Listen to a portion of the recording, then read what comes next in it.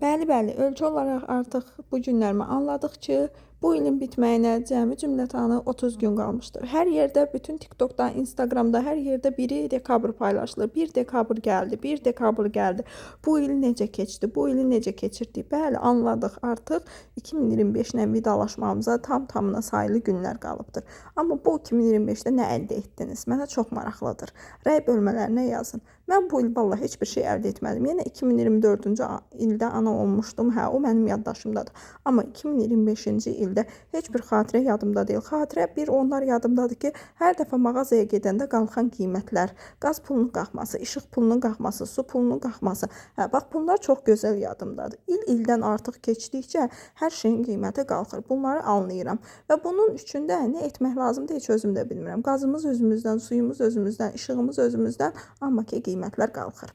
Nəysə ki, bu böhran heç bir zaman bitməyəcək, bu deyingənliklərimiz də heç bir zaman bitməyəcək. Əsas odur ki, bugün ayın ilk günü, həftənin ilk günüdür.